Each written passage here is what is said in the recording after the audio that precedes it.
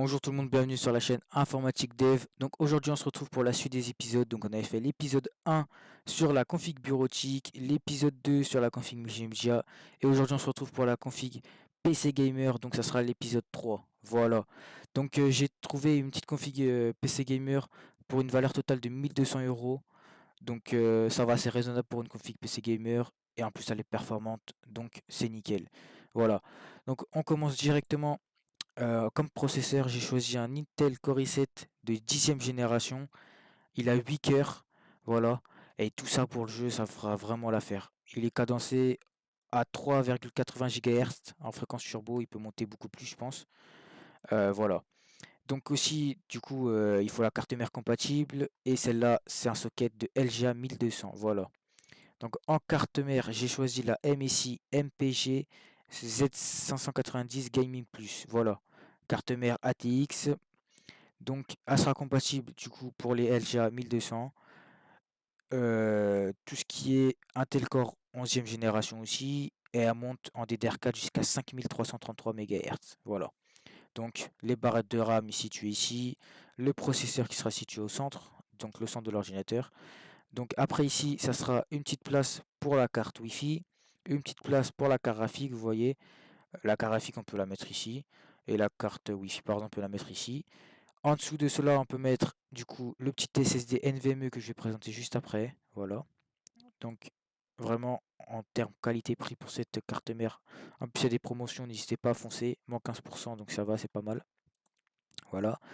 Après, j'ai choisi comme barrette de RAM la Corsair Vengeance RGB Pro.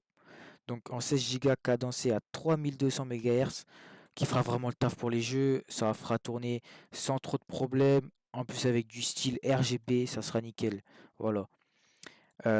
Pour la source vidéo, pour les FPS des jeux, pour tout ça, j'ai choisi la carte graphique MSI GTX 16050. Voilà.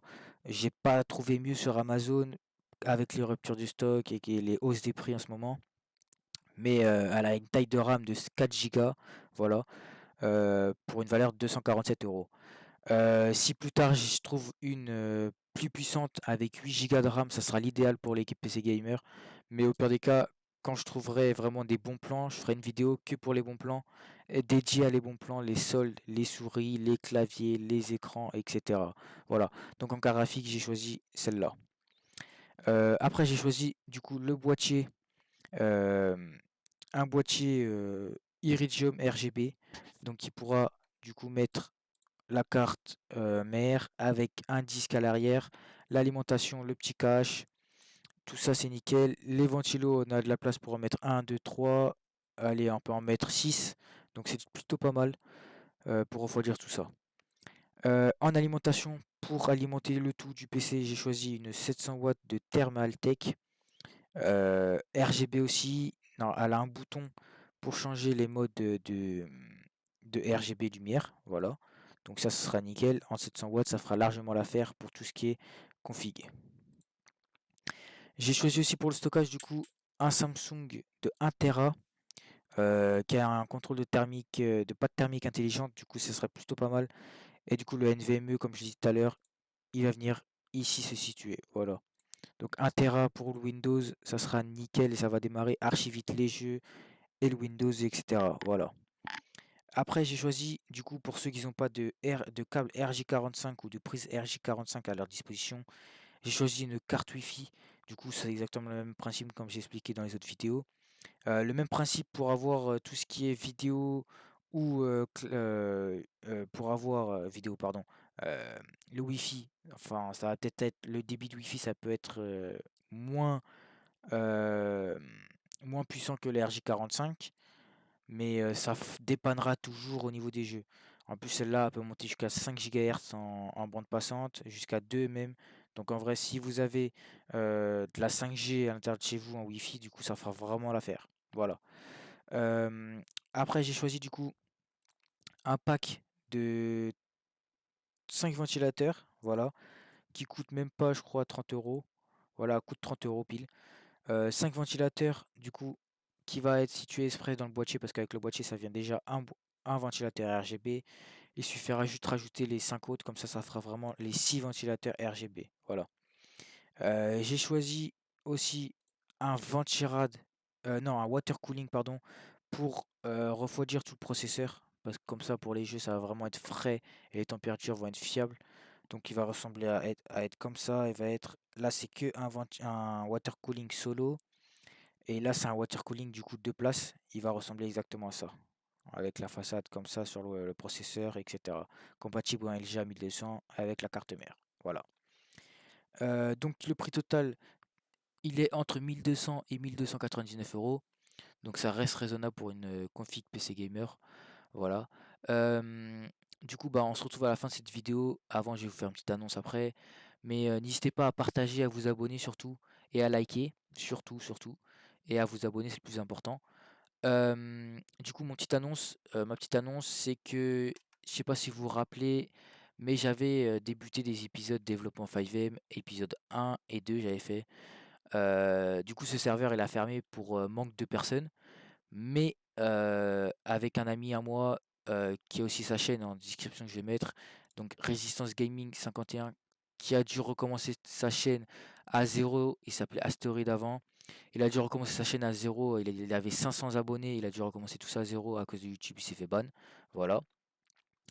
Donc, bah, il sera là. On va créer un nouveau serveur.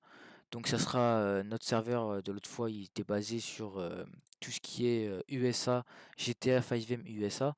Donc là, ce qu'on va faire, on va créer un serveur FR, donc français avec police municipale, nationale, gendarmerie, pompiers, armée de terre, etc. Tout ça avec des jobs français, des routes françaises, des mécanos français, comme par exemple Nouroto, des trucs dans le genre.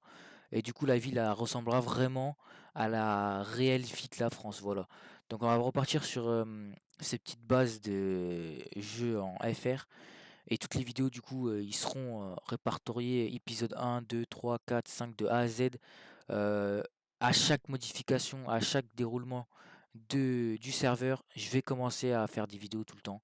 Donc ça soit le début, du début jusqu'à la fin, il y aura des vidéos pour montrer tout ce qu'on a fait dedans et l'évolution surtout. Voilà. Donc n'hésitez pas du coup à vous abonner, à partager, surtout s'il y a vraiment du lourd qui arrive. J'ai déjà 45 abonnés en même pas un mois, mais on peut vraiment faire plus parce que vu les sondages que j'ai vus, il y a minimum 60% des personnes qui voient les vidéos qui sont pas abonnées. Du coup, je trouve ça un peu pas bizarre, mais un peu étonnant. Mais du coup, n'hésitez pas à tous ceux qui sont pas abonnés de vous abonner aussi parce que regardez, là, j'ai fait des 55 vues. Donc si je suis ma logique, 55 vues, ça me fait 55 abonnés. Pareil ici, 81, ça me fait 80 abonnés. 86 vues, 86 abonnés. Et là, 127, j'ai fait un pic, ça m'a fait 127 abonnés, vous voyez. Sauf là, ça, c'est pas trop le cas. Voilà. Donc aussi, il y avait aussi une nouvelle intro qui va venir. Donc l'intro de base, c'était celle-là. Elle a été comme ça, voilà. Là, je vais mettre vraiment une nouvelle. Du coup, il n'y aura pas écrit informatique dev, mais ça restera informatique dev le nom de ma chaîne, mais il y aura écrit info dev.